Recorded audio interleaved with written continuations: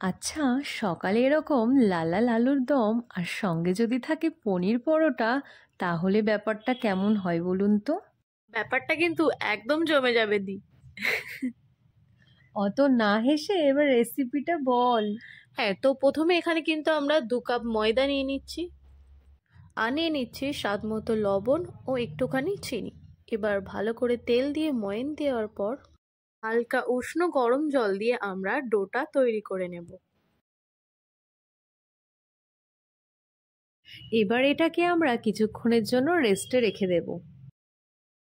কড়াইতে আমরা পরিমাণ মতো সর্ষের তেল নিয়ে নিয়েছি আর দিয়ে দিয়েছি তাতে কিছুটা পরিমাণ লবণ।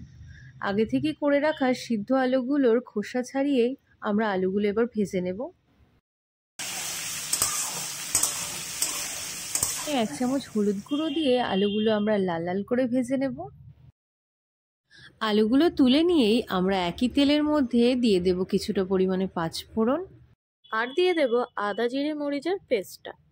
ভালোভাবে নাড়িয়ে নেওয়ার পর এখানে দিয়ে দেবো স্বাদ মতো লবণ, সামান্য পরিমাণ হলুদ গুঁড়ো আর কাশ্মীরি লঙ্কার গুঁড়ো দিয়ে এটাকে আমরা খুব ভালোভাবে কষিয়ে নেব।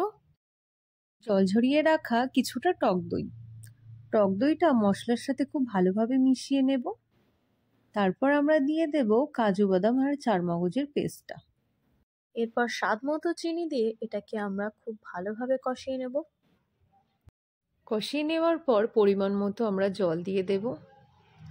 ঝোলটা ফুটতে শুরু করলেই আমরা দিয়ে দেব আলুগুলো। পরিমাণ মতো মটরশুঁটি এখানে আমরা দিয়ে দেব। আলুগুলো ভালোভাবে ফুটতে শুরু করলে আমরা দিয়ে দেব স্বাদ মতো গরম মশলা। বাস, এবার আর কি ওপর থেকে 1 চামচ ঘি ছড়িয়ে দিয়ে তার ওপর থেকে একটু ধনিয়া পাতা ছড়িয়ে দিলেই রেডি আমাদের আলুর দম। পনিরটা হাতে ভালোভাবে ম্যাশ করে নেওয়ার পর দিয়ে দেব স্বাদ মতো লবণ আর দিয়ে দেব কিছুটা পরিমাণ ঘি। ভালোভাবে মাখিয়ে নিয়েই ছোট ছোট করে ডো করে নেব। আর এদিকে ঢেকে রাখা ময়দাটা এবার আমরা ভালোভাবে মাখিয়ে নিয়েই লেচি কেটে নেব। এবার লেচিগুলো কাটার পরে গোল শেপ করেই তার মধ্যে পনিরের ডোটা দিয়ে দেব। দিয়ে ভালো করে গোল করে আমরা বেলে নেব।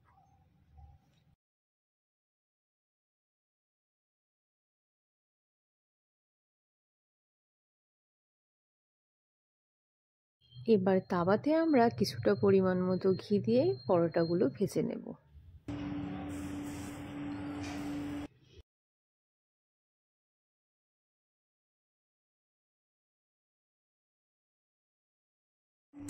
এভাবে এক একটা করে প্রত্যেকটা পরোটা আমরা ভেজে নেব। আমাদের আজকের রেসিপি আপনাদের কেমন লাগলো জানাতে কিন্তু একদম ভুলবেন না।